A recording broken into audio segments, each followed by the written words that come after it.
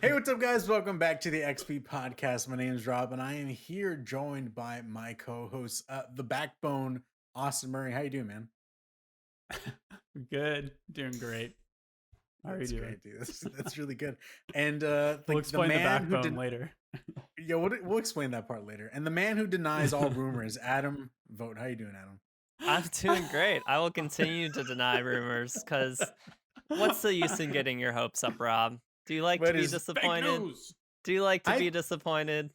I will have to say that I'm probably someone who gets my hopes up and destroyed, maybe on a very consistent basis in the games industry, dude. I hope for a lot of things, and I think that's what kind of pulls me into this.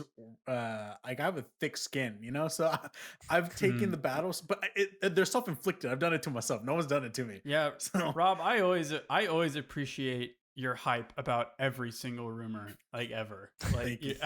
there's like I see a rumor, and within like an hour, Rob has uploaded a TikTok or like social media. Like, you won't believe what's happening. Yeah. I love it Or- so much. Or he titles his video, "The Switch Pro is happening," and it's like, we still don't know that, man. No, we Well, here's know. here's the thing. I kind of going in reference of that. When that news dropped yesterday, I was like, okay, I need to make a video. What do I title it though? Because I didn't want to put a question mark because I didn't want people who saw it to be like, well, this guy doesn't really even know if he even knows what he's talking about. So I wanted to make it a statement saying the Nintendo Switch Pro has been announced. Because first off, it's gonna be announced. It's time is irrelevant. It's a matter of when it happens, you know? So it's gonna happen. So I thought I get ahead of the game, and whenever people are searching it up when Nintendo Totally. announces it 3 months from now, my video will be Yeah. up to the top. Oh, It's yeah. interesting. You're dude. way It's ahead of the interesting. curve. Either Dude, that You're way or ahead of us. either that or Nintendo announces the 40S with this screen, and you look Dude, like a The I'm new fool. 40S XL For Max real, dude. Pro. For real, dude. It's weird because when I uploaded that video, I'm guys, for those who are listening or watching, I'm still trying to figure out all things social media. There's this world of social media moves so quickly that I Yeah. try so hard to catch up. And so I barely found out that I know in India they're starting out YouTube Shorts, which is practically TikTok on YouTube, but you can still I do saw it that. in America, but you have to go through like a certain kinds of means. So I posted my first YouTube short yesterday, which is the Nintendo Pro stuff. That thing's at almost 500 views already. Dude, And I I'm saw like, that. I bro, noticed that. I was like, like, dang. hmm yeah, man. Like so I can get 200 views on TikTok, 500 views on YouTube Shorts. Like that's Yeah. already set. How much does that equal? 700 views in total. Like that's good stuff, man. Yeah, that's a lot. 5 Yeah, plus 2, 7, that whatever. TikTok and all the the micro content is just like, oh my gosh, it eats up all Yeah. the views for sure. Yeah, Yeah. that's why you see like when people have podcasts and they have like a clips channel, the clips channel practically Mhm. does better than the podcast channel because people love Yeah. smaller form content. So Yeah. that's one of the things I'm trying to. I totally dropped the ball in our last episode, but I'm wanting to do more with our podcast and other podcasts is breaking out more clips so that way we can get more content out there. But Sorry, man. You're a busy man. you know, it is what it is. It is what it is. Well, before we get into the podcast, guys, if you're watching, thanks for joining us here. Hit the like button or subscribe while you're at it and while you're watching the video so that way you're prepared for all the other stuff that comes along. And if you're listening, well, follow us on whatever podcast service that you listen on and then rate us on there so that way it's easier for other people to find us when they search us on the search bar. And without further ado, if you have any questions, comments, concerns, or corrections, send them our way. You can send them to us through email at the xppodcast@ambitiouscasual.com, or you can tweet at us at ambitiouscasual. And while you're there, follow the Twitter page. You can keep up to date to all things Ambitious Casual when we have new videos and things like that publishing. Yeah, that's it. And also utilize the timestamps, please. Go to the timestamps and go find the areas that you want to go listen to. Last time I realized while I was editing, I was like, hey, use the timestamps if there's something that's boring. And I was like, well, that's indicating there might be something boring in our own content. I'm like, no, I can't None say of that this again. is boring. If you just want to jump to that one topic you really want to listen to, because time is very, There you very go. short, go right over there. We got Yeah, it for you. Right. You need to prioritize which exciting, mind-blowing portion of the podcast you want to listen to first. Exactly. But just know that whatever you do skip, you are missing out on. A lot. All right. Well, There's a lot that without further ado, happens. guys, what games have we been playing? Adam, I want to start with you. What have you been playing lately? This is a little bit of a weird episode because of the fact that this is the first time we're recording one week after another, because Yeah. of what happened through the Mhm. last episode, which we talked about then. So this is the short amount of time that we've had to kind of play, and that's kind of you can see that in what I've been playing because usually I come in with 5 or 6 things, dude. I only have 3, and technically it's 2 of them because Same. I was playing the first game last week as well. So, Yeah. Adam, what have you been playing? Yeah. I'm done with Ghost. We recorded last week. I had beaten the story, cleaned up those trophies that night, got the platinum, moved on with my life. Wow. Uh, Amazing. and so yeah, so now I'm playing a What few a different guy. games. Yeah, I started up Demon Souls. So, Yes. first PS5 exclusive game. Well, I mean, there's Woohoo! Astros, but PS5 exclusive game that I'm playing. It Big one. looks beautiful, man. It Dude, feels yeah. Wow. beautiful. Like it is like the PS5 is doing some hard work for this game, and it really pays off. Uh so, obviously Demon Souls is the, kind of the remake of the original game that came out on PS3. Um the predecessor to Dark Souls. I like it a lot, but man, I really miss the Souls world design or level design, Really? how you Mm. want to refer to it.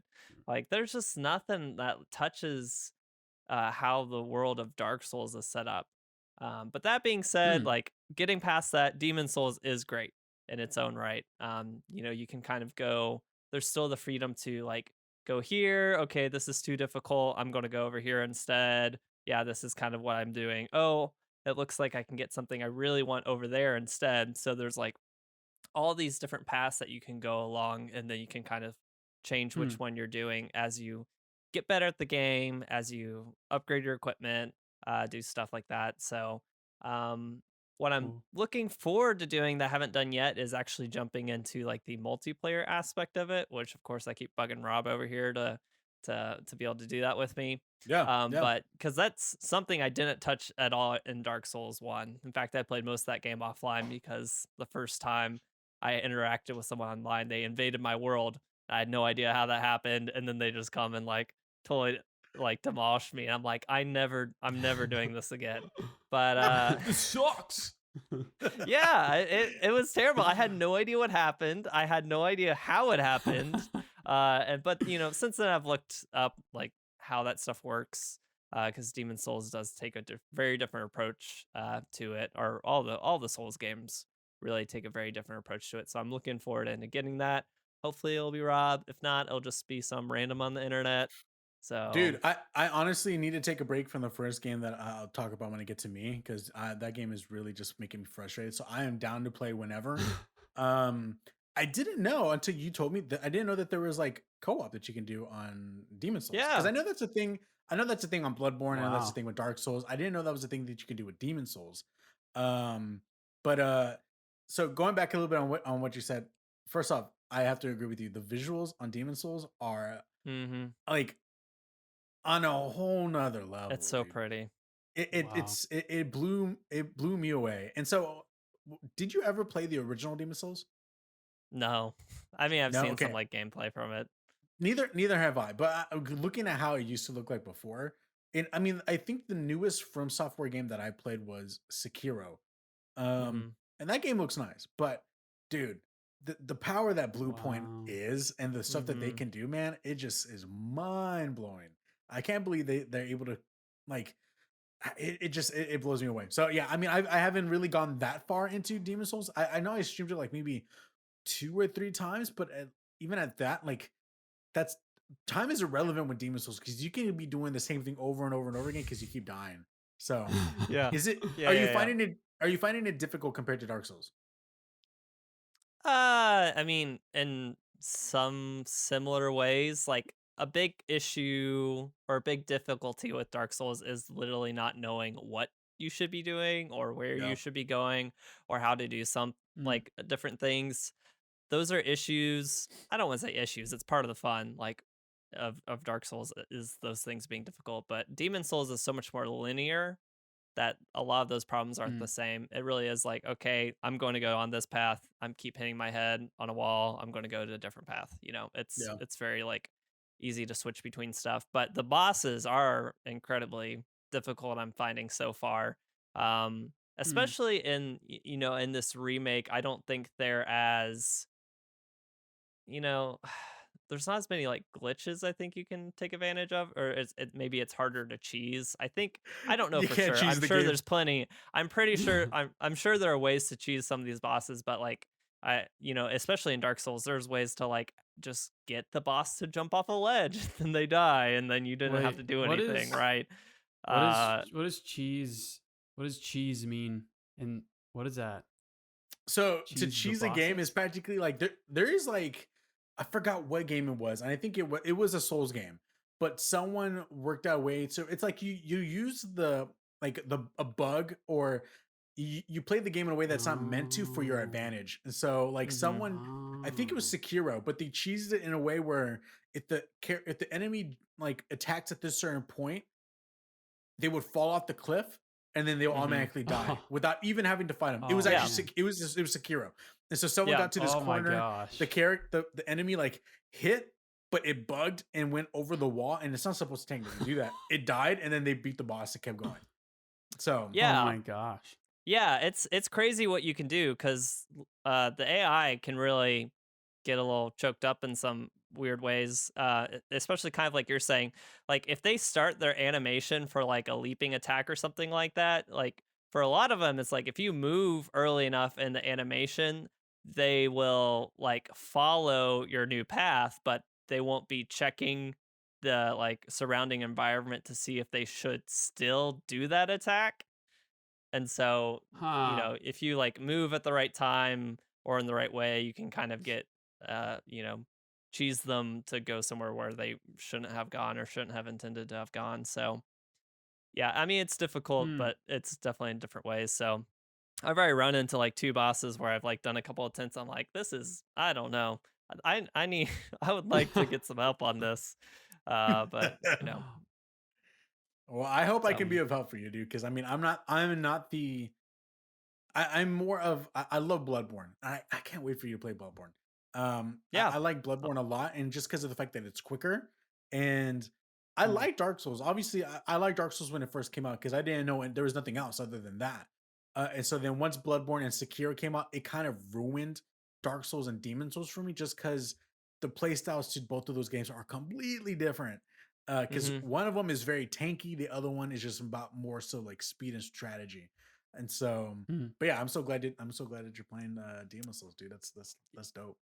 Yeah, it's been great. Yes. I've kind of been alternating between that and replaying Jedi Fallen Order on my PS5 now, which has Yes. been I mean, it's great. It's a game I really like. It's fun to play it on the Yeah. PS5, which has much better graphics. There's not as many That's awesome. weird, terrible looking animation issues. It has that upgrade, right? It has that upgrade. There are still a lot of issues with things popping in and out of frame at like weird Interesting. times. Huh. And I remember this Really? being a critique of the game before, and I had always chalked up what I'd seen just because I was on a base Xbox One, but especially Hmm. during cutscenes, as the camera angle changes and it moves from Yeah. different cameras shots, there's so many things that kind of blip in just enough to Like like what? late just enough to be noticeable, just stuff in the background. It's literally anything. Oh. It's just something about how the game renders objects, especially in the Yeah. cutscenes.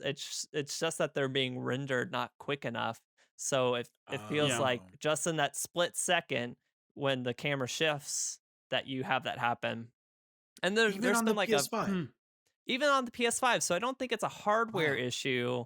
It really feels like there's Hmm. something with like the actual code for how the game's Software, written yeah. that Huh. it's Yeah. not Wow. doing it as efficiently as possible. So, That's but interesting. Hmm. that aside, still a great game. It Are hardly ever you affects actual gameplay. Are you playing on the hardest difficulty? No, I contemplated it. I did the second Yeah. hardest difficulty on my first playthrough, Oh but yeah. on the second playthrough, and I'm doing it now. I started off at the hardest difficulty. It just literally doubles the amount of damage you take. And I think it like Yeah. halves the damage you deal or something. And then Oh it's dang. Ugh, like your no. window for pairing is like a fifth of what it used to be. Oh So my it's gosh. it's a really It's big already jump so up. hard. It's a Yeah, really big jump up, and it's not worth it. yeah, my first playthrough was on, I think it's called Jedi Knight, which is the step above the story difficulty, Yeah. which is the easiest. Yeah. And I mean, even then, I had a difficult time with the combat and parrying and timing everything. And maybe it's because I was somewhat new to that style of game. But yeah, it's like, it's not easy. One of the cool things they said about that game was that you definitely feel like, like a Padawan that, Mhm. you don't really feel like a full Jedi Master. There's still a lot that you have to manage and deal with. You're still a little bit, I guess, clumsy, but Yeah. yeah, it's such You a could good say game though. Misa clumsy. Yes, I love the Jar Jar. Uh, I bet there's a Jar Jar. Have you been seeing the mods for that game on PC? Oh no, They're I pretty haven't. cool. Like, oh yeah, I'm sure there's a Jar Jar mod where you can, change Cal Kestis to Jar Jar or whatever. Yeah, there's a lot of cool ones actually. But oh man, I Yep. love that game. I always Austin, will. Yeah. I need to have you make like 10-minute clips for the channel of just you doing the most craziest mods on these Star Wars games, dude. Because Oh I can man. only imagine the stuff that's out there, man. It's insane. I mean, there's like, I love it. There's a wide variety. There's the really good mods that are like, meant to be very, very good, high quality mods, where you can play as there's a Darth Maul mod or whatever, and it really looks incredible. And then there are mods like like the George Lucas mod where you're running around as George Lucas with a lightsaber. Like there's like the funny ones too. I love it. The modding community, I always say it, the Star Wars modding community is hilarious and Oh, both goodness. hilarious and so impressive all at the same time. Yeah. Yeah, I'll put that in the notes. Yeah, make a video showcasing the mods because they're awesome. Yeah, that'd be good. Adam, and so Last game I wanna... you're still playing Blue Fire and Project Triangle Strategy stuff? Yeah, so I haven't touched Blue Fire much in the past week. I've between finishing up Ghost of Tsushima and then honestly because of Triangle Strategy, that's like what I'm playing when I'm playing my Switch right now. But yeah, Yeah. I'm still playing that Huh. demo. Not that I've played a ton more, but I have gone through like a bunch of the story cutscenes, and then I just finished the second encounter in that game. And I'm very, very, very optimistic about this game still. Um, Nice. there's no permadeath, it looks like, which is good because, Oh, you really? know, yeah, it. I know some people are like, oh, like especially talking about Fire Emblem and with permadeath, it's like this is the way the game's meant to play. But I also find, Hmm. especially with Fire Emblem, that the way that makes you play the game is extremely skittish and very like I'm not going to go in until I 100% know that there's not going to be a negative consequence from this. And to me, when I was playing Fire Emblem Three Houses, that was like a problem that I had with the game, and that just Mm-hmm. made it not as fun as especially in the second half of the game where I was just having to replay scenarios over and over again just because, Mm. oh, this one person died. And it's like, well, I Yeah. don't want to lose that person. So I got to start this whole other thing. And at the end of the game, when you're doing Oh like my hour, gosh. 2 hour long like encounters, it's mind numbing. And so Oh that my I'm gosh. kind of glad that Project Triangle Strategy doesn't have that. There's just Mm-hmm. lots of things about it that make me think more of the Final Fantasy Tactics games, which is definitely what I prefer. But they also do this kind of, I guess, action economy that's established in Octopath Traveler that I really liked, where Yeah. every turn you're kind of earning an action point, and then your different abilities cost different numbers of action points. And it's just a Hmm. really good action economy, in my opinion. That's kind of, I don't know, it replaces the age old like MP systems, or, in Fire Emblem, you just have a limited number of casts of each spell. And I just find this to be much better than both of those things. Yeah. I know Hmm. when it comes to Fire Emblem, a lot of people, I mean, if you're like a diehard Fire Emblem player, they would usually save before they go into battle. And then if someone died, just get out, go back to the original save, which is not what it's meant to be played as. I never did that. But I will say the permadeath stuff really struck. And it would, I for me, like whenever I play a certain character, I'm like, I'm really working with this character. Or you're building like, because in Fire Emblem, it's also about like relationships. You make these relationships with these Yeah. characters, and someone would die. I'm like, dude, I was really liking that person, man, and it would really bum Wait, me out. no. Yeah, no, I was gonna go out on a date with you, man. But I wouldn't like. I think that's kind of the reason why I stopped playing Three Houses, is Hmm. because it was getting it was getting too much for me. Because I was like, I like strategy RPG games, but it requires a lot of thinking, Hmm. and so Yeah. I'm not the absolute best at them. So whenever it comes to like, if I'm getting swarmed and then like if two people die in one round, I'm like, I'm done. I can't play this game anymore, because I'm like, I'm not that good, and I'm not gonna cheese the game by going back on a previous save.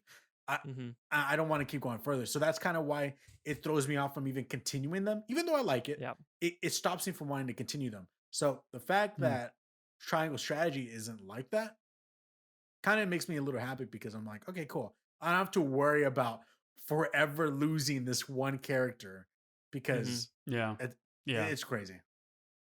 Yep. For sure. Austin, so what you been playing, man?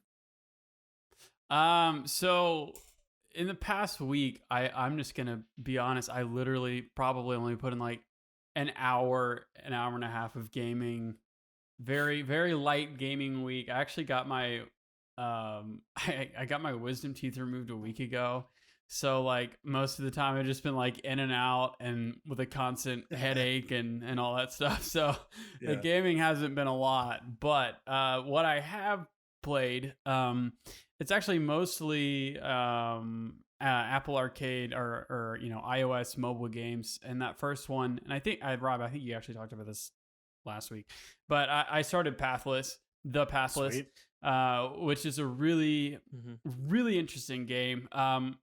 I definitely was looking to play something a little more simple, but something that was still very captivating. And I think, you know, that is, I think that's sort of the whole indie genre of, and I think Pathless definitely does that. It on the surface, it's very simple and minimal, but it's still very, it's captivating. It looks beautiful, and the movement is really interesting. You Yeah. can there's these sort of floating orbs.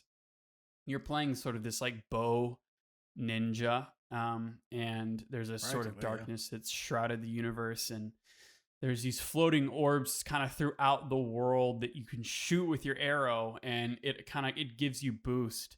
And that's just like a it's so funny. I'm like, how do you think of that? And It is it's not, interesting. and it's not like explained. Like, it's just sort of, yeah, if you want to move around quick and you want to fly around and like shoot these orbs as you're moving, and boom, you're golden. But yeah, I've only gotten through just a little bit of it, but the little bit Yeah. I have done, I really enjoyed it. I've been playing it on my iPad with Hmm. a Xbox controller.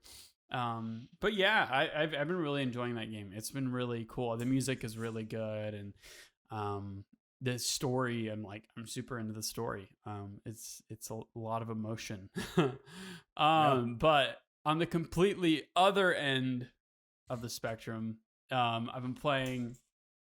I've been just looking for a really basic first person shooter on Hmm. mobile that wasn't Call of Duty. I think as of right now, Call of Duty Mobile, I think, has sort of the crown as far as first person mobile shooters. I mean, it's just like It's really good. But this other game I kind of dove into is called Shadowgun War Games.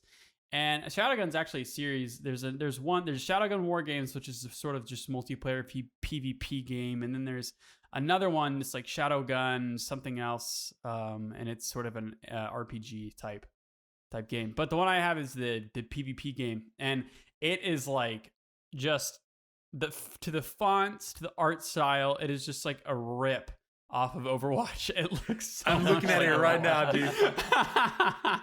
I mean, like it looks just like Overwatch, but it's a lot more dumbed down, obviously, because it's a mobile game. The mechanics aren't as fluid and detailed. It's a little bit clunkier. You move slowly, but it's been fun to sort of just like boot up and hop into games. I think the first few games and rounds they put you in, you're up against bots. Because I was feeling like I was really good at this game. I'm like, oh man, I'm getting all these kills, top of the leaderboard, first round. And then the more I look into it, I'm like, these are bots. Yeah. I'm not. Yeah. That's how Spellbreak was. Yeah, Spellbreak. Yeah, they threw in a lot of bots for sure at the beginning of Dude. Spellbreak. Yeah. They make you feel good I at the remember- beginning, so you keep playing. Exactly. No, yeah, they totally, that was totally a thing. But I really did appreciate the Shadowgun War Games, this sort of, again, like just the simplicity of it and being able to just open it up on my iPad and turn on my controller and start Free to hopping play? into rounds and free to play. Yeah, free. Okay. I believe it. Yeah, Shadowgun. I believe it's in the App Store and it's for free. The Pathless is part of the Apple Arcade subscription, which is $5 a month, but worth it in my opinion. We'll talk about that maybe a little later. But yeah, and then I have been looking into researching into cloud gaming because I would like to have sort of a gaming experience outside of this little office I'm in. I have my PC here, and which is great, and it runs great, and you play all the great games on my gaming PC. But being able to play on the go or on my TV or something is something that I've been looking into. So I started a free trial of Google Stadia. Excuse me. And Destiny 2 is free on everything. Yep. It's free everywhere. At first, of course, if you want to continue on with all the other stories, you got to buy the passes or expansion or whatever. But at first, it's in a good chunk of the game, it's free. And so I've been giving that a try, and I'm very impressed, honestly. Really love it. There were points where the connection started to get kind of buggy and laggy. But it wasn't till after a while that started to happen. Before that, I was like, man, this is top. This is really good. I'm really impressed with this. I will say that if you don't have the Google Stadia controller, there is a slight amount of input lag with Bluetooth controllers. So I could definitely notice that, but thankfully, I mean, Destiny isn't really. I mean, there's a PvP world or whatever, the Crucible on all that, but it doesn't require a ton of Twitch like mechanics. It's not. It doesn't solely rely on that. So I could kind of get by it, and after a while, I didn't even notice the input lag. But I was like honestly expecting terrible quality game with Stadia, but it actually works really well. So I was very impressed. Disclaimer: hopefully my employer doesn't listen to this. I was like, listen, I got 5 minutes left of work. I just want to see the quality of the game. So literally on my my crappy PC at work, I was like, I had Destiny 2 up, and I was like, oh my gosh, this is insane. Really? Wow. Really? And I called my coworker who's in on all of my little secrets. I'm like, dude, come in here. And he's like, what? I'm like, I have Destiny 2 on my computer right now. And he's like, no way. And you were using your mouse and keyboard from work, right?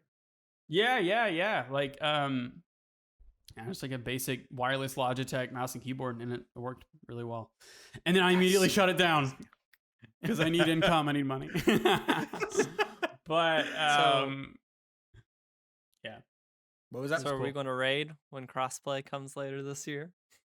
Dude, that's what I'm saying, man. That's what we gotta do. I've been wanting to jump on. I've Totally. been wanting to jump back onto Destiny so bad, but Mhm. I'm waiting for this Yeah. crossplay stuff to happen. So Yep. I know Yeah. they did the whole upgrade for 4K, 60 frames per second, all that kind of stuff. I think even the 6. I don't know. They did a big upgrade on it, but no crossplay. Yeah. So hopefully that Yeah. comes soon. But the whole thing, we're gonna talk about Stadia and all that very soon. But that's Yeah. that's awesome. That's cool. awesome. I Mhm. can't I Yeah. can't wait. I can't wait. Okay, so for me, I'm still continuing Hollow Knight. I'm really enjoying it. It is one of those games that I love it, dude, and I hate it at the exact same time. I was gonna say. I knew that it was Oh, difficult because man. people tell me it was difficult, but Yeah. man, Yeah. you start off, and I feel like in most games, the more you progress, the stronger you get. I feel like the more I'm progressing in this game, the weaker I'm getting. And or it's probably the fact that I'm just becoming, I don't know. I have a tendency to play a very different way than probably what the game is wanting me to play. I like to play really fast and like go go go go go. I guess more so like Dead Cells. I love Dead Cells for that reason. But I can't treat every game like Dead Cells, but for some reason I do. And so I like to play Yeah. quickly, but with this game you can't do that. And so I'm finding myself one, I love the exploration of this game. Yeah. It's amazing. It Good. is Hmm. it is really, really well done. The artwork is amazing. I love the fact that they're all little bugs that are cute, but they're deadly and they want to fight you. And I'm like, this is the coolest thing ever, you know? And my guy in it looks like the Mhm. cutest little bug, but I'm like, dude, you are a warrior, bro. Go take these people out. And so Yeah. I love it. it is such a cool game. But man, it is very much so that Dark hard. Souls. Like I'm on Mhm. my 10th time fighting this dude. Are you kidding me? I learned how to maneuver. Why am I getting hit by that thing? I've already haven't done it for the past whatever. So it's that love-hate relationship with this game. I really love it. I'm gonna take a break Yeah. after we're done recording this. I'm gonna be streaming. I'm not gonna play that game today or tomorrow. I need a break because it just there's so much like stress that comes with it. So I really like it though. Yeah. I don't hate it. I really Yeah. really like it. I'm So I'm glad you really like it. If at thank any yeah. point I've only been able to like hop in I think on one stream, but if at any point you're like ready to quit, just call me first. Let's talk through it. Yeah. Walk you through it. I don't want I you to don't give up on understand this this. game. It's It's such so a good hard. game. I hate it. I don't want it, Adam. I'm just crying on the Yesterday phone. was the first time I died and I lost all my geo because I died two times before Oh. getting it back. And I never No. felt that sense of I just want to go to bed now because it was I've worked so hard to I'm get to that point. I had tired. like 2000 Yep. geo and then I died because of this dumb thing that has never happened before. And I'm like, whatever. So that it is what Whatever, it is. dude. Over the weekend, I got to play Unravel 2 with my wife. If you Nice. don't know what that is, it is an EA Originals. I think that's what they call it. I'm not sure. It was part of that partner. It was part of that program that they were Yeah. doing with independent developers and kind of showcasing them through their publishing. And so I know that A Way Out is one of them. And then Oh, yeah. Unravel 2 is also Unravel was also part of it, and then they came out with the second one. So my wife and I played Unravel 2. You can't do two players on the first one, only on the second one. But this This game, game looks so pretty. I don't really hook my consoles up to the TV all that much because they're up here and they're connected to my monitors. But on the weekends, if I want to play a game with Vanessa, I usually take one of the consoles downstairs and we play. So I hooked up Unravel 2 to the TV on my Xbox Series X. The game looks amazing, dude. Yeah.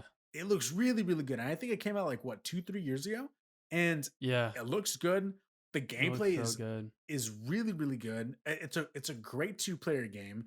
And it's Mhm. not hard to the extent of like my wife doesn't play games all the time. And when Yeah. she does, it's not like she's playing like Outriders or Call of Duty or Hollow Knight. You know what I'm saying? But it is Right. a very welcoming kind of game, and That's it is good. very accessible because there'll be moments where I'm like breezing through, and it's taking her a second to figure out, okay, I gotta swing here, let go, swing here, blah blah blah. But if it's becoming a little too annoying because you're having trouble with the controls, well, all you have to do is press the top button, and then your character will practically hug my character, and I'll just carry you the rest of the Oh, way. And so oh, that's it's so that sweet. cool, it's that cool bit of accessibility of like, okay, I don't have to like do the Hmm. whole thing like give me your controller, let me do it for you so we can continue and or whatever. Yeah. It's really really smart in that way. So Wow, we I did like that. about we played about like 2 hours. We did about three worlds, or three levels, Huh. and so we really enjoyed it. We didn't get to continue all that much, but I want to go back and play it because it was Yeah. really really fun. And the platforming is simple. There is some puzzle aspect to it, but not too hard. Yeah. All you have to do is there'll be moments where like, what do you have to do? You just have to like stop for a second, look at your environment, and like, okay, I do this and then do this. So I Yeah. really recommend that game to those out there who are listening or watching. If you want to play a game with your significant other or with family, Unravel 2 is a really, really good game. And Nice. then lastly, I got to play some Outriders. It was on demo. I don't know if it's still on demo now. I could be wrong. It probably still is going as a demo right now.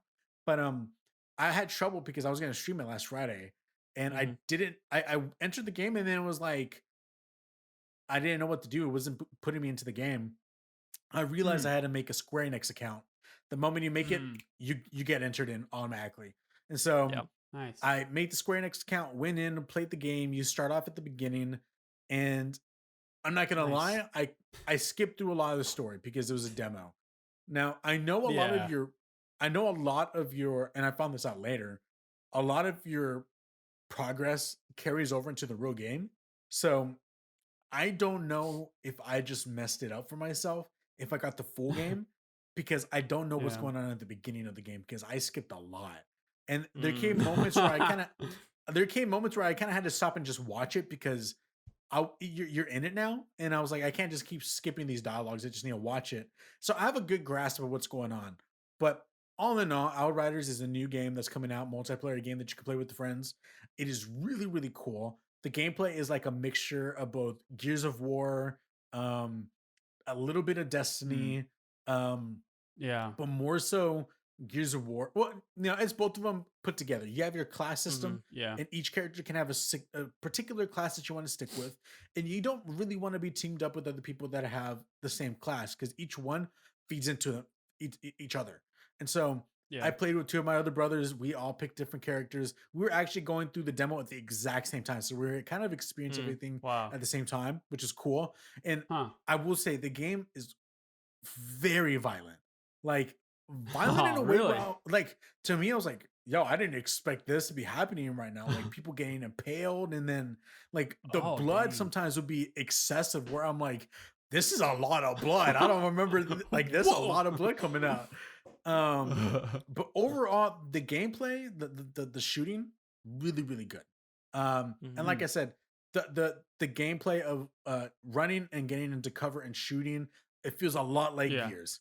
And so Yeah. I Yeah. enjoy Gears gameplay. And so if you like that, you Yeah. fit right in. And then if you like the abilities that you have, like in Destiny, you're gonna Yeah. fit right into because all of these characters have different abilities. My character had this thing where it was almost like a ground pound that allowed like these earthquake kind of thing to go across in a line, or I can Yeah. call these rocks to cover my character up, so it's like a shield, or Hmm. this Nice. other effect where I kind of pull myself up into the sky, aim into a direction that I want to go, and I just kind of disintegrate everything around me.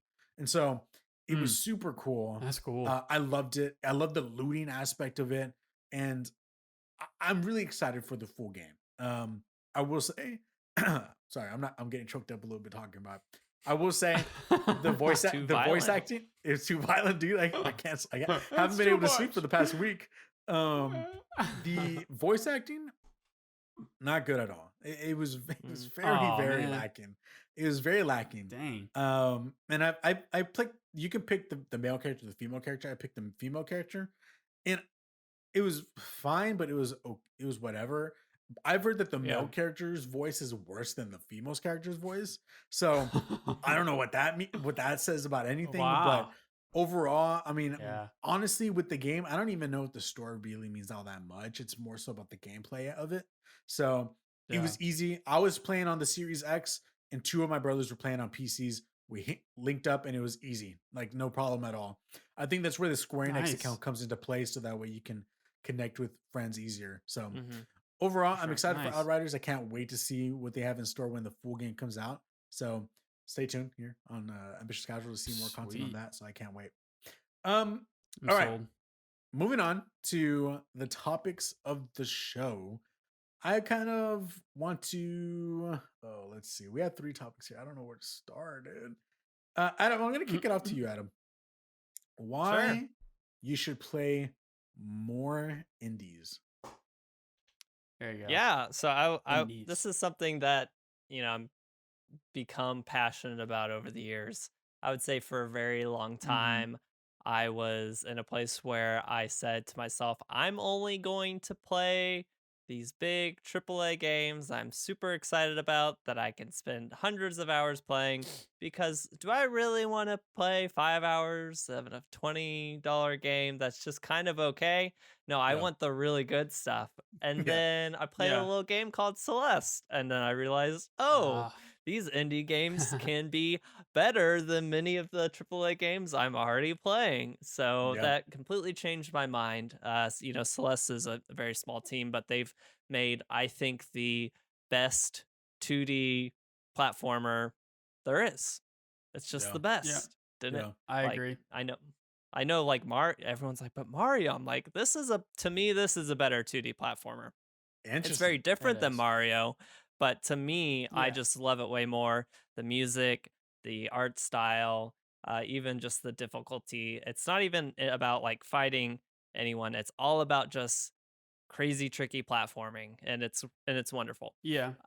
So I have lots of things. I put out a little bit of points. I could just ramble, but there are things I want to hit for people at home that are listening. Maybe you're in a similar place that I was, where you don't play a lot, and you kind of don't think about these games as like worth your time, but they are. Well, first of all, they're more affordable Oh yeah. just right off the Mm-hmm. bat. Like the most I think I ever really see an indie game go for is like $40. A lot of times they're like Yeah. 15, $20. And some of the ones that have been on like the market for a few years, like they'll go on sale for $5, Yeah. right? Mm. Or I think, Yeah. Totally. Florence, I think you can get for like $2. Yeah. I Yeah. want to say I got Bastion, which is like a game that the makers of Hades made. I think I got that game for like $2, and we're talking Yeah. about really great games Wow. that you can Yeah. get for very cheap because the development costs are so low. But just because the Hmm. development costs are so low doesn't mean that it's not going to be a good game. It just means a lot of different other things. Maybe they're not this big studio, right? But a lot of times, Yeah. these indie teams, they are passionate about what they are working on. They might have worked for a Yeah. big developer, but they had an idea for a game that they loved and that they wanted to make. And so they left and they went on their own and they're like, I'm going to make this game. Yeah. This is the game I Yeah. want to make. I think it's going to be great.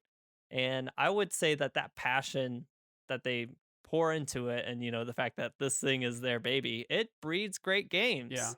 They really care It about it. They does. see it through. They don't cut corners. They make a fantabulous game. I would Fantabulous. say that lots of times indie games are love letters to classics that people grew up with, Yeah. or they're spiritual Mm-hmm. successors to games that people grew up with. So I think of Castlevania for one. Yeah. That's such a storied Yeah. franchise, and there's so much love for some of those 2D games that happened, especially, I think like Game Boy Advance, DS. There's lots of games that people just love and are like their favorite games of all time. But that franchise moved away from 2D. They went into the 3D space. The games were mediocre, Mm-hmm. and just they stopped making new Yeah. games for it. The studio did, the publisher did. So like people left and they went out and said, we can't make Castlevania because we don't own the IP. We're going to make basically the same thing, but it's modernized with technology that we have now, but we're still paying like a tribute to the old games that we originally Yeah. worked on. Another example Yeah. that's great is Shovel Knight. So there was lots of people, or Mm.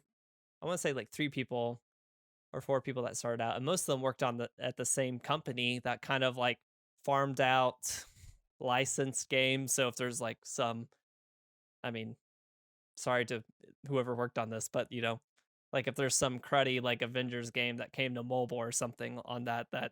you know or whatever, it's like, or like a new Yeah. Terminator game, that goes alongside the movie. It's like stuff Terminator that's just getting Salvation. right. So it's like if I get, there's something like that and it's getting farmed out to this like sorry, for a higher studio, it's like they don't have freedom to make whatever they want. It's like Yeah. you got to make this game and you got Yeah. to make it quick or whatever. But there's these people that are Yeah. like, we love, old games like Castlevania, like Mega Man, Mario. We want to make something like that. And, they end up pulling together to make Shovel Knight. And Shovel Knight's a fantastic game that pulls from all of It's those amazing. genres. And it's such a great Love that game. And game. you can get like, and they kept adding content to it and adding content to it. And it's, and it grows and grows and grows. And now you can get the full package for like $40, Yeah. like physically. Yeah, it's And unbelievable.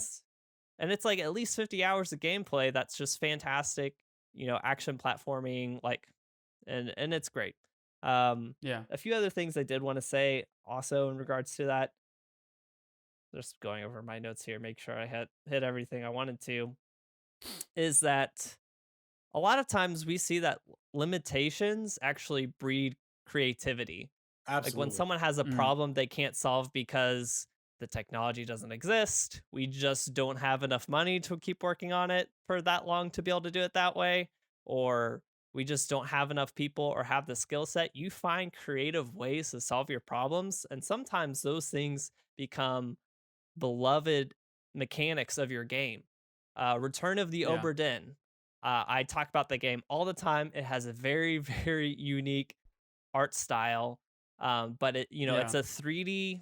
It's a 3D game. And originally, when he was making it, you basically revisit these deaths of people. And originally, he thought, that he would actually see the whole death play out, but just animating that art style as a one man team for all these different things and making them still be Yeah. like these scenes that you can navigate became just way too like out of scope. Like it would take them like 20 years for this. So Yeah. anytime those things happen and you're witnessing the scene, the screen is black. You only get to listen and you have like the Huh. words and the Wow. sounds come up on the screen, like That's subtitle. awesome.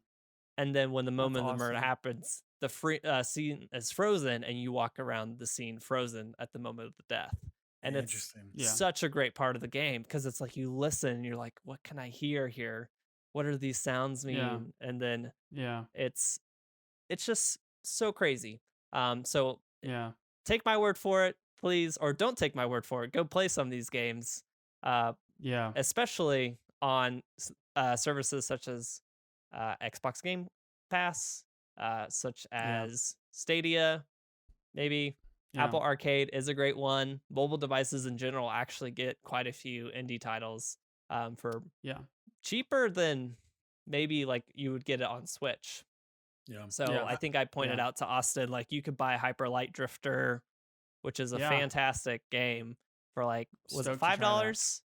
But I think full price it's like maybe 15 on Switch. So Yeah. sometimes if you Yeah. want to do the $5. mobile gaming thing, you can get it for cheaper there. So Yeah. indie is getting a Absolutely. lot of support. You see like Hollow Knight, great indie game. They were the on PlayStation Plus back in November or something like that. So Mm-hmm.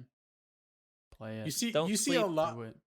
You see a lot with indie games, and I think some people mistake indie for being cheap, and that's not what it Mhm. is at all. hmm I know that for me, the first aspect of indie that I can remember was there was a documentary that was, I know it came out in other places, but this is where I hmm first saw it. It was on Netflix, and it was Indie Yeah. Games documentary. Is that what it was called? Indie Games documentary? Or Indie Games I'll look at while you're Indie talking. Game the movie or something like that. Yes. Yeah. Yeah. And Yeah. it was Yeah. and it was a documentary that covered about I think it was like three studios journey in making three games. One of them was Hmm. Fez, the other hmm one was Super Meat Boy, and then the other hmm one was, it Mm. escapes Braid. me, Braid. Thank you, and it was Yep. Braid. And I will say to this day, and that documentary came out about maybe 8 years ago. Yeah. And they made a part two to it. But I will say to date, that documentary is one of my favorite documentaries ever made. And I mean, Hmm. that's subjective. To me, I loved it so much because at that point in time, I was barely ramping up getting back into video games some more. My Mm-hmm. family just bought a Nintendo Wii. I was playing Twilight Princess. My brother convinced my grandma to give him a PS3, her PS3, which that doesn't make any sense when you hear that out loud, but her PS3 to him. And so I played The Mm-hmm. Last of Us. And so I was really ramping up in this sense of like video games. And the game that stood out to me the most in that entire documentary was Fez. I don't know Mm-hmm. why. I think it was Hmm. one, the developer, you can tell, you go through the lives of these guys. And I know, especially back in the day, indie is not the same as what indie is today. Like indie back Hmm. then was. They're not saying it's not like this for everybody. I know there's a lot of people right now that is still like bootstrap.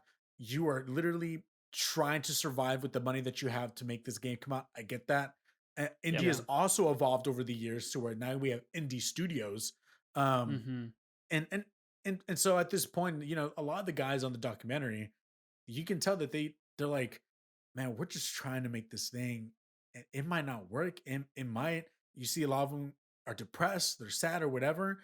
And the Mm-hmm. guy who made Fez, his story clicked with me so much that I Yeah. remember when I finished seeing that documentary, I went onto my parents' iMac, I bought Fez, and Mm-hmm. I was blown away. I Yeah. never saw a game in that art form of that I don't it wasn't even 8-bit, 16, 32-bit. I don't even know what you want to call it. 32-bit being utilized in a way that was so magical like that. It blew me Yeah. away. And so Yeah. Fez obviously was one of the first indie games I ever played, ever. And Yeah. obviously because of that documentary, I went and played Super Meat Boy. Love Super Mm-hmm. Meat Boy. I never went and played Braid. I just never gone to that point. But since then, I've played many indies, and I think with Yeah. indies, you get this sense of, to me when I think indie, and you can people like to throw that around a lot. You know, even I like to throw that word around a lot, especially when it comes with to Mm-hmm. movies, with music, with games. Like, Yeah. what is indie? You know, and I think indie is Yeah. Yeah. that thing that comes without this pressure from people above you telling you what you need to make, and you have Mm-hmm. complete control of the product that you want to, you know, give. And Yeah. so I feel like when it comes Yeah. to these indie You're games, man, like independent. it's exactly that's what it is. It's Yeah. independent. Independent. Uh, Yeah. and so Fez is awesome. My favorite indie game of all time, Florence, and that game is on your phone. Hmm. And I know I talked about this on the first episode that will never be shown ever.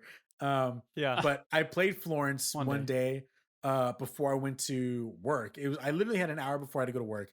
I saw Florence was on the App Store, on the Apple App Store, and I I Yeah. think it was like $5. Bought it for $5. Played it. Literally, it took me about like 45 minutes to complete. And at the end of Yeah. it, I was literally laying in bed crying right next to my wife. And my wife's like, Wow. "What is wrong?" I was like, "Babe, I'm gonna go to work, but I need you to play this game, please." And so that game means a lot. And I think there is this creativity to these. You could feel, I don't know. There's just this feeling to indie that I Mm-hmm. love a Yeah. lot, and I have so much respect Yeah. for. And you know, Yeah. Gree. Austin talked about that last week. He played Gree. Yeah. Gree's an indie game. Hollow Knight. That's an indie game. You know, like every week, Blue Fire is an indie game. Like every week, we're practically playing indie games. And if anything, Yeah. while the big games are taking 5 years to make, you know, that might be changing over time based Right. on how technology advances or how things are going in different directions. But indies are there to always fill the catalog at all times. Um, Mm-hmm. Yeah. and so yeah, man, like always give indies a Yeah. chance, no matter what. So Yeah. Yeah. Yeah. Speaking of Absolutely. Fez, available on your phone. Okay. And like he oh said, yeah, Florence, Download available it. on your phone. yeah. Uh, so just throwing it out there. And also Braid, it's getting a re-release anniversary edition. It's supposed to come Mm, sometime this year, and it's basically coming to everything. So yeah, yeah, look yeah. out. Nice. Yeah. Yeah. I the one thing that I've always noticed while playing an indie, and I haven't had as much experience playing indie games. It just seems like you've really entered the mind, a creative mind of an individual, and you really get a feel for the story they're trying to tell. You get a feel for their quirks and their personality, and just sort of, the crazy things that you would never think of, that might just seem kind of silly to most, are what you find in these indie games. And I think that that is a treasure. I think Yeah. I don't just the quirks, I think, are what make indie games so special, because they're just so human. We're getting really deep, but they're very human. Yeah. They're very you feel like an indie game is it's sort of like a pal or a friend that personally, whereas the larger games you might not as feel as much of a personal connection to. I think those sort of evoke different emotions and different parts of the brain. Those are very cinematic and epic and amazing. But the indie games are sort of like your everyday life and the little details. I can't wait to explore more indie games. I played through Gree and I was like, wow, this Yeah. is a genre I need to get more aware of. So I'm excited. I'm Yeah. excited to explore that genre more. And I think what's interesting is that a lot of people are, getting a little mistaken in regards to like, man, well, all these look the same. But I think what's interesting is that, a lot of these guys come from the the big studios and then they go and form their own thing. But before they were Yeah. at those big studios, they were a kid playing games that look like this. And they just always Yeah. wanted to make the game that they played before. But when you are Yeah. part of these bigger studios, you have to advance with everything else. So you're not gonna really see Naughty Dog go back or Santa Monica go back or Bungie or Ubisoft or EA go back and make these kinds of games because you got to advance as you Yeah. go forward. And that's kind of their jobs. They have the money to back it up. You go and do that. But what I love about it is that there's a sense of nostalgia in this. And so, Yeah. yes, even though, whatchamacallit, Cyber Shadow and The Messenger and I can think of another ninja game that literally came out. Katana Zero. Thank you, Katana Zero. You can say they all look the same, but honestly, when you go back and you play them, you can see that, oh, you know what? These three guys probably grew up playing the same game, but man, they wanted to translate that into something different in their own different way. Mm-hmm. And so Yeah. that's the cool thing about it. And so I'm a very nostalgic Yeah. guy, and India is very nostalgic. Totally. But at the same time, it's very much an art piece. Like Austin said, Gree, art, Journey, art. Fez, I think Fez is art, like, so it can go a lot of different ways. So Yeah. all right, guys. So Absolutely. Austin, I'm gonna fit your topic into mine because I feel like they kind of go hand in hand. Yeah, they're pretty so- much the same. Yeah. So my topic is, what does the future of cloud gaming look like? I appreciate that within Mhm. the three of us. Me and Adam very much so are like play a lot of console Yeah. games. I think Adam plays more indie than I do. And Yeah. Austin, you are very much so like the PC guy, and I love the fact that you're dipping into cloud because Yeah. that aspect of it is for sure a future thinking kind of way, because that's where it's all going, yeah. man. That's where it's all going. Yeah, I think so And too. so I wrote down a couple of the. We should explain. Sorry, Nerv. We should No, explain yeah, go. cloud gaming. What even is cloud gaming? Well, it's sort of there's sort of different.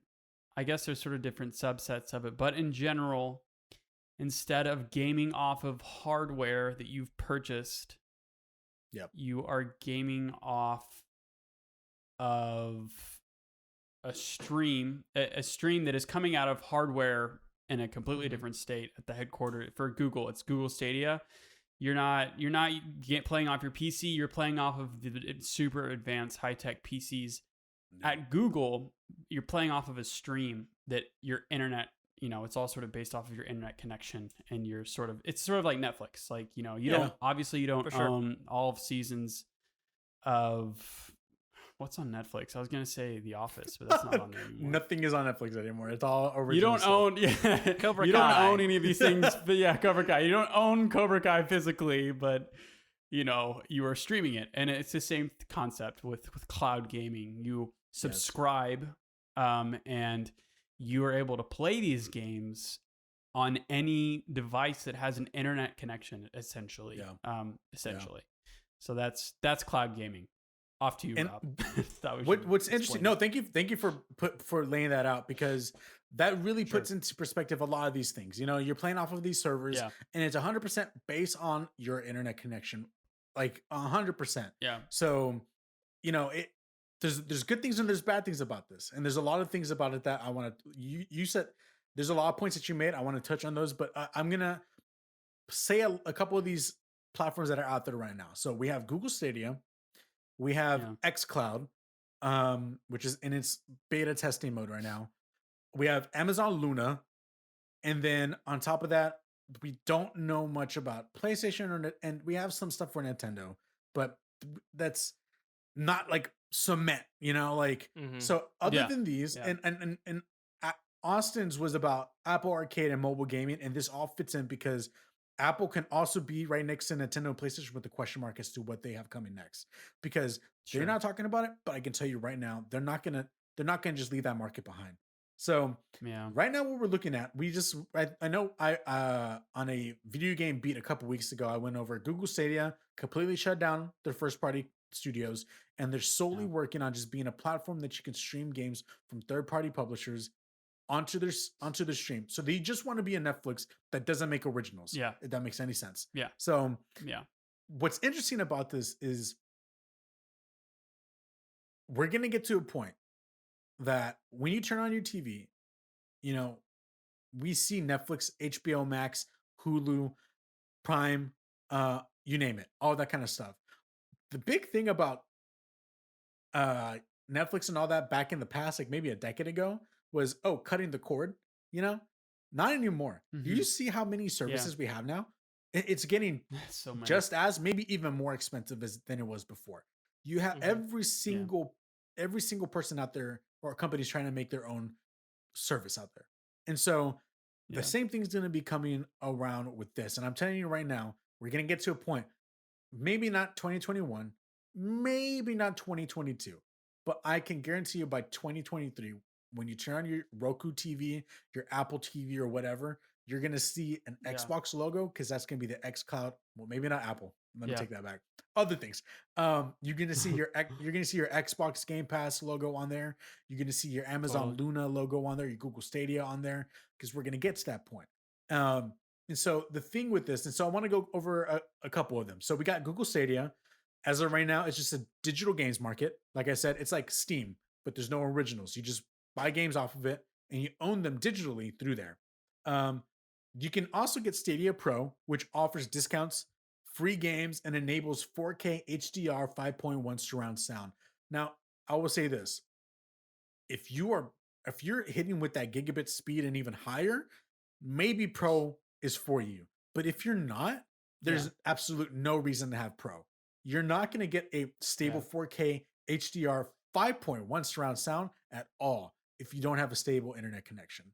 And then on top of Yeah. that, they also offer a Google Stadia controller, like Austin was saying earlier. Right now, he's playing games Hmm. through Stadia, but through Bluetooth. The thing with the Stadia controller, Yeah. and I'm going to also talk about the Amazon Luna controller, they don't connect through Yeah. Bluetooth, they connect through Wi-Fi. So that way it pings the Yeah. server even more accurately, so that way you have a more accurate way of playing. And so Yeah. I totally forgot Pretty to even put amazing. I forgot to put the price for Stadia Pro, but if I'm not mistaken, I think it's $5.99 a month.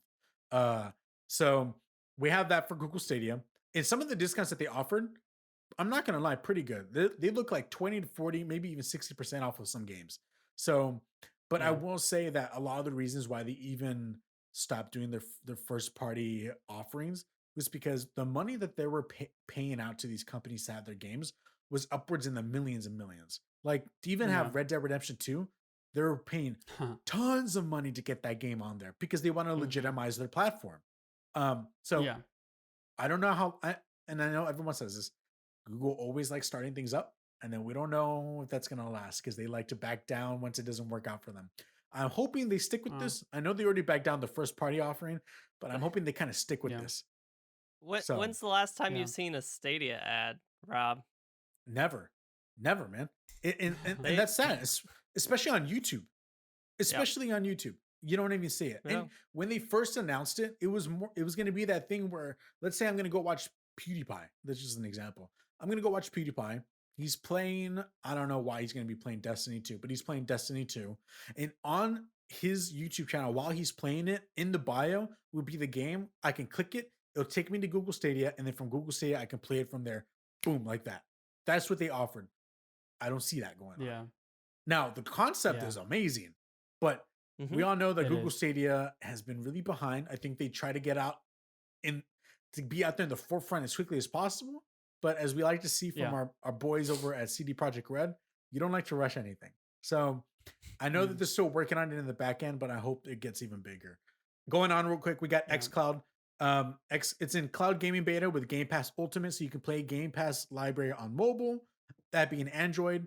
And then there's also a browser app that is in the works for Apple to get around the fact that Apple doesn't want an Xbox app on Apple, and then you play all that via the cloud. I will say right now, with somebody who's literally using a MacBook, I have an iPhone 11 Pro right here that I used to do everything. The stupidest decision that Apple could have ever made. Why are they being like this? Because they're Apple.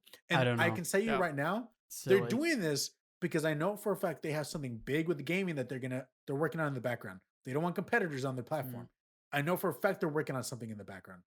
I just talked to Tim Cook the other day. I'm just joking. I Oh, did. you did? How's Tim It's a doing? money thing. It is It's a a money money thing. thing. Yeah. Yeah, it's because normally like they would want to take 30% cut of Yeah. of different things, and it's like Xbox doesn't want to pay that because it's like they're No. subscribing, they're not buying different things, and Apple doesn't want to play ball. Maybe they don't want to play ball because of there's something else going on, but you know I don't know. That's It's money. Yeah. and I know It there is was also money. talks that they wanted every single game that was on Game Pass to be rated through the Apple Store. Yeah, So you have to have a rating for every single. They're so dumb. yeah. Anyways, going on. Yeah. Uh, Amazon Luna is also an. I rarely hear much about this, but Amazon's very quiet about this stuff. So right now you Yeah. can request, which I've requested to be part of their early access. I don't know when I'm going to Yeah. get it, but um, Yeah. Amazon Luna, you game from the cloud to any device, and this is any device, and this is where it becomes interesting because you can see who likes to pick favorites here. You got Windows PC, Mm. and look who's next: Mac, Fire TV, web apps for your iPhone, iPad, and select Android phones. You see that it says select Mm. Android phones. It doesn't say select iPhones or iPads or anything like that. Like, you're gonna have Amazon Luna, a cloud Mm. streaming service, in comparison to xCloud, which is also the same thing, but Hmm. they don't want the app, but they're gonna allow for Amazon Luna to be an app on the iPhone. It's strange. Yeah. And you can Yeah. tell because they make money off of each other, they work together tightly. Mm. So Yeah. we got that. Now, with Amazon Luna, this is where there's something interesting about the way that they deal with their services. They have what they call game channels.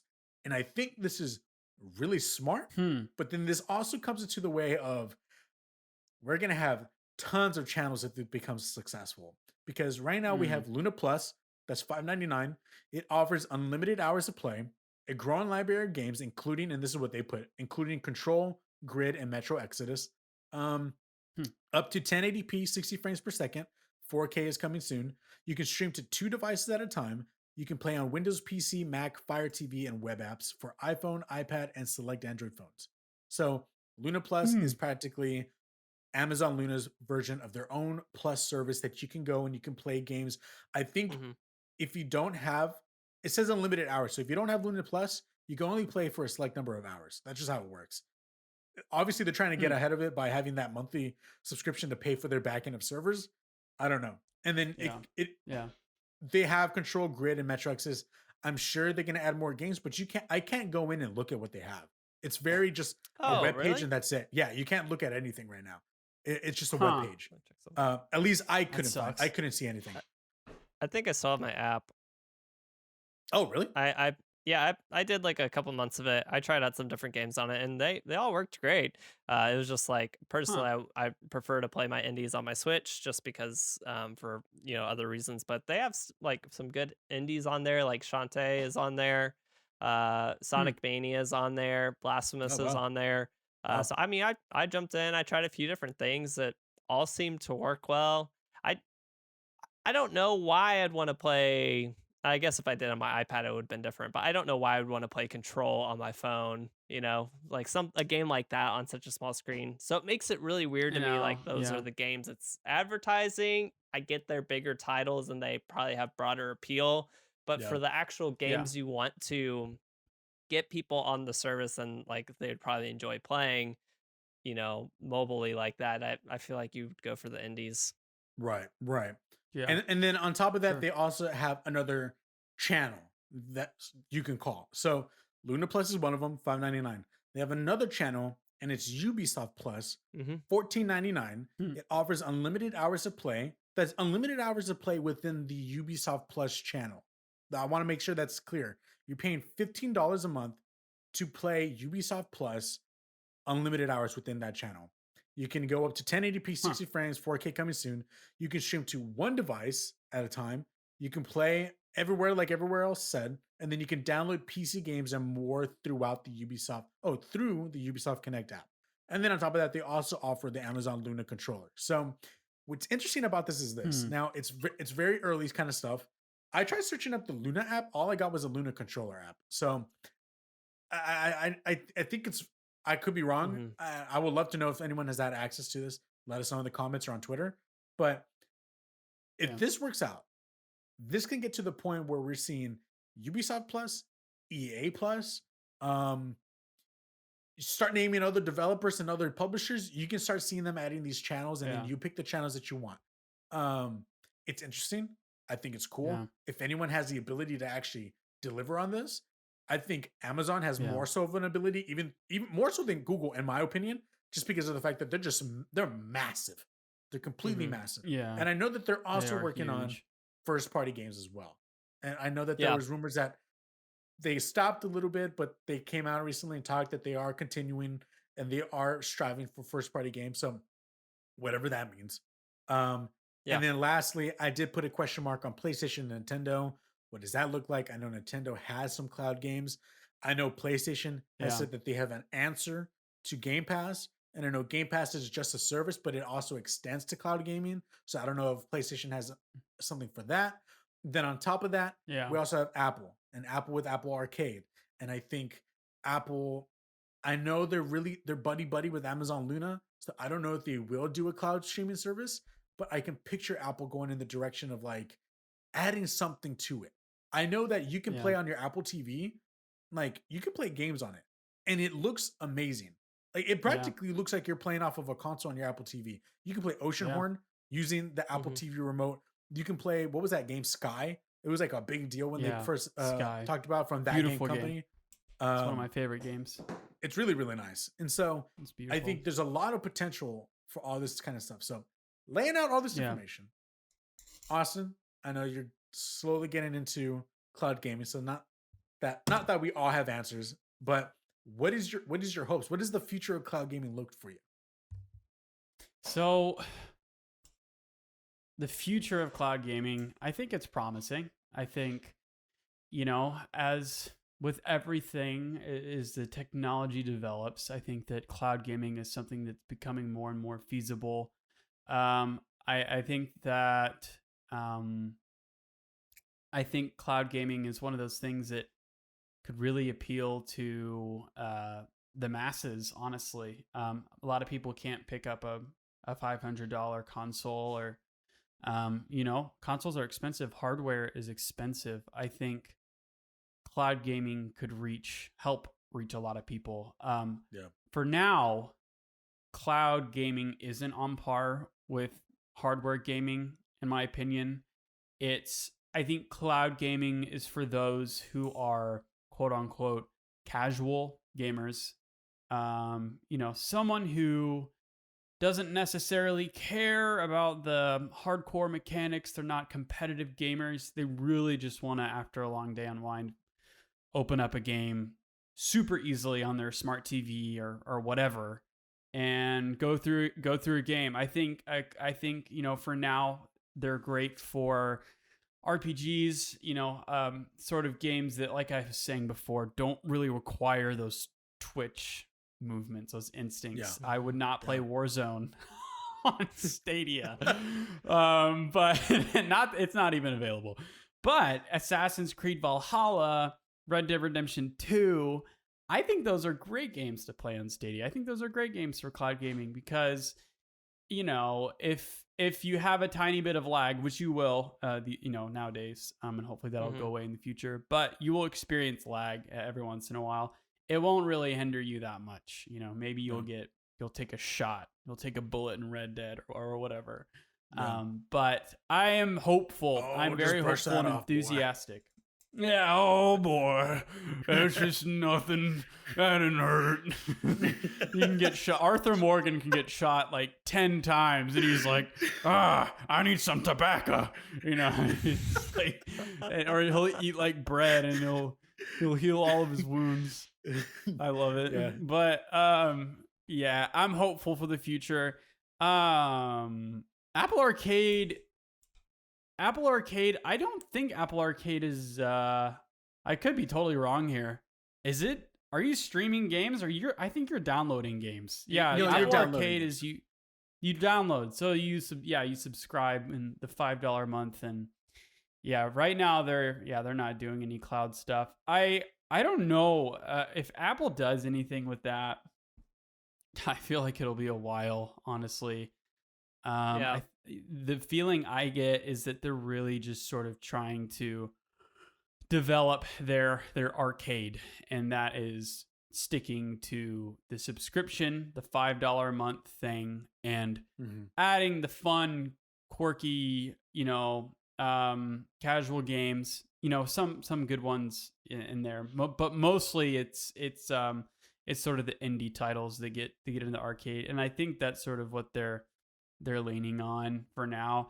And Apple is they're always ones to sort of sit back and watch other people do these cool things that are experimental, and the ones that really take off and last for 5 or 6 years, they're like, okay, I think we're gonna put our Apple version out there, and then they will go on to it. I don't. So as far as cloud gaming goes specifically, where you're playing on a server or whatever, and I don't think Apple's going to be doing that for a long time. I think they're waiting to see how it works and how Google and Amazon are going to take off with it. So, which is okay with me. I'm happy with what Apple Arcade is doing right now. And I'm kind of happy with what Apple's doing. And granted, I'm an Apple fanboy. I love Apple, and a lot of people don't, and which I get, but so many people have iPhones. And iPads are the best and only tablet out there, in my opinion. I think they're the best, and so I love it. Plus, their screens are just gorgeous. So these little games that are just so colorful. I love playing them on my iPhone, where the pixel density is so small and they have these ultra retina displays. I think the games are just so gorgeous. So yeah, I'm enjoying it, but I don't think they're going to do cloud gaming for a very long time. Yeah. I agree. I think they will be the last to do it. I think they it'll be care amazing. so much. Yeah, well, that's the thing. They care so much about it, like the brand, right? It's like Macs always run well, or unless they're like 7 years old, but whatever. Sure. It always should look crisp. It should always look clean. So like, while the technology is still going to have lags or stuttering, they're like, we're not putting that on our device. No. Yeah. No. Adam, so for someone who you enjoy collectibles, I know before we even got onto the podcast, you're asking us like, I do I need this, which was a Oberdent limited run physical copy of the game. And Austin made the point, when it comes to Netflix and things like that, you don't own anything. And when with Game Pass, it is awesome, dude. The amount of games that are on there, I don't own a single one. So the moment I'm done paying for that subscription, I just don't have it anymore. So for you, as someone who, out of the three of us, I think you enjoy collectibles the most, or at least having the physical copies of the things. Not much so the collectibles, but the physical copy of the games. What is your thoughts on cloud gaming, and would you dip into that, or is it probably just not going to be a future thing for you? It would be like to try stuff, right? Okay. Like it's kind of like the same thought I have about like Game Pass. It's like I would be kind of interested in like buying a month of Game Pass, or 3 or whatever, how many ever it is, and going through the list of games that I'm like on the fence about and figuring out which ones, okay, yes, no, yes, no, yes, yes, and then like go from Yeah. there. So when my subscription lapse, then I would know which ones are ones I'm actually going to buy and which ones Yeah. aren't. Because yeah, I Yeah. like to own my games. Like I think that the subscription cost over time adds up, and then at the end of the day, it's like, well, I can't actually lend this game to someone or anything like that because that's something I like to do. I like to be like, hey, like I think you would enjoy this game. Whatever reason you're unsure about it, you don't want to pay $20, $60, like go take it for a spin. Let me know how you think, and then we Yeah. could actually Yeah. talk about it. So I like being able to do that. It's I true. also just like the look of game cases on my shelf. I'm like, Yeah. oh, Yeah. look at the games Yeah. I own. And I can remember that they're there versus like in my library. I'm like, oh yeah, I own Don't Starve and I didn't like it. So I Yeah. So totally get that. the future of cloud gaming, I'm really hopeful. I think, like I said, just to kind of end this conversation, it's all based on your connection. Like, honestly, like if you have a poor connection, it's not going to work out for you, and it might even hinder your experience as a whole, and maybe even turn you off from even playing a game because you're having such a bad experience with the game. And it's not necessarily your fault or the people who the streaming services fault. It's just the fact that this national, like this equal level of Wi-Fi is just not everywhere. Some people mhm. Yeah. can barely even get up to like 500, maybe even 100 over 100. So that's just the one Yeah. thing. Once we get there, we have the Starlink going on, and then I know Google's even looking on their own, way of doing things. So like once these things become more stable, that's when it can be done. Yeah. I think it is cool Sure. though to think of the fact that, maybe 10 years ago on my phone, I would only be able to play like Angry Birds. But now we're getting to a Yeah. point Fruit where I'm Ninja. playing Fruit Ninja, yes. Fruit And on my Ninja. phone, I can play Yes. Genshin Impact. I can play Call of Duty Mobile. Yeah. Like there's a brand new Crazy. PUBG game that's coming out, and I'm excited to play that game on mobile. Like I never thought I would ever say that before. So it's interesting that Mhm. we're going in that Totally. direction, and I think the sustainability of both mobile games and cloud gaming, it's building up, but I can't wait to see it actually, be there. So we'll see. Yep. I think that's gonna be the official fourth tier. Everyone wants to try to. And there's been some people that try to make a new console. I don't think new consoles are a thing anymore. Or there could be no one who can make another console other than the three that we have. The only fourth tier that I can picture happening is cloud gaming, and that's the fact that it can be on many different devices. So I Yeah. think that is Yeah. who I, it's hard to say this because everyone's running a different race. I think Xbox is running the race of the future, and they're wanting to go in that cloud area.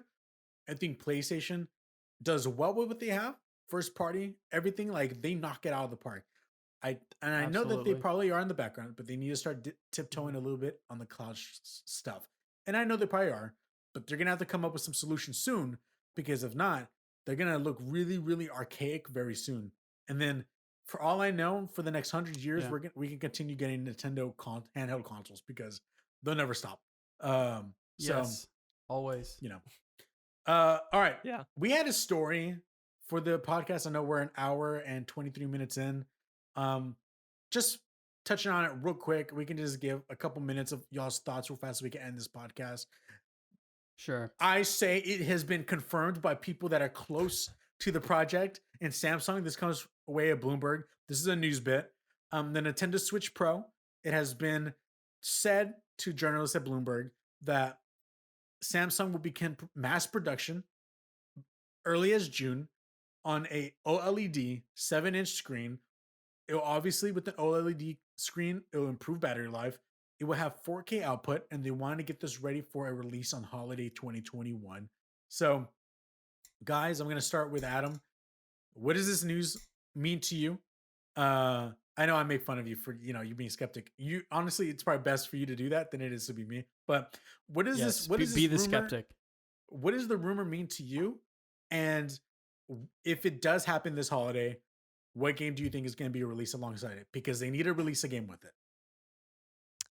This rumor means nothing to me. Oh no. Oh no. Okay. There have Oh been so many no. rumors, like maybe this one is more legit than all the other ones. I don't care. I stopped caring. Once Where do Nintendo announces a new console, I will how do get I hyped kick him out for a of new here? console. How do I kick him out of this call?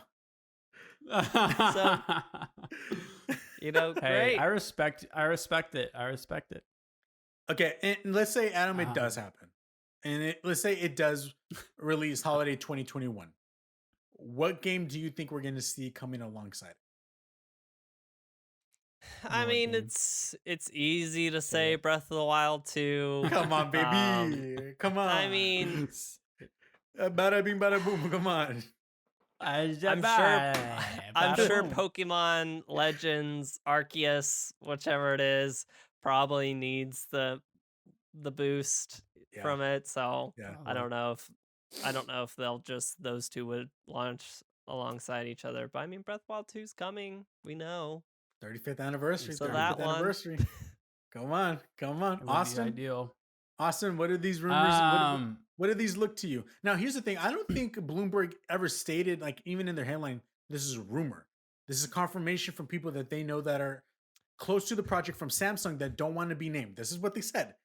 This is what they said. So, Austin, what does this confirmation mean to you, Austin? we 100% are getting the Switch Pro XL That's Max S. that's my boy. The Switch And Pro XL Max November, S. Sweet. November 2021, baby. um, it's possible. It's possible. I think it says a lot. Sure. Now, granted, I am a very hopeful, easily swayed person. So I was kind of sold when I heard. I was like, sweet. I think it would make a ton of sense for holiday 2021. I think it would make a lot of sense. I think Breath of the Wild 2 would make a lot of sense to come out on the 35th anniversary. But I don't know. I can't say it with 100% hurrah, but 90% hurrah. Hoorah. That's my very vague answer. I don't Guys, know. this is coming from the hype boy right here, all right? This news is 100% true. It is going to be going into mass production in June. We're going to see it holiday 2021. Does that make much sense? I don't know, because of the fact that I know that both Xbox and PlayStation are going to do a whole new rollout coming this fall to kind of redo their new consoles, because last year kind of was a little bit of a because of COVID and everything. And obviously Scalper's getting a hold of all the consoles. They're going to want to redo it. So it's going to be a very, very competitive fall. But I think this is going to happen. It's going to happen holiday 2021. And on top of that, there's only one game that makes sense. 35th anniversary, dude. We're going to get Breath of the Wild 2 alongside it. And you know what that means? We're literally going to get Breath of the Wild and Horizon both battling it again at the same year, because they did that back in 16, 17? I forgot how long ago it was. But Yeah, man, 2017. this is going to be quite the year, guys. I'm telling you that right now. It You're is. hearing it here first. Technically, you heard it from Bloomberg first, but you're hearing it here second. We're going to get the Nintendo You heard Switch it Pro. here. You heard it here. 4K output. I'm ready. I'm ready. I can't wait to see my Village 4K on my TV screen, you know? All right, guys, thanks for can't listening. wait. Thanks for watching the XP podcast. If you're watching on YouTube, don't forget to hit the thumbs up button, subscribe, and share this video with your friends. And if you're listening, thank you for listening.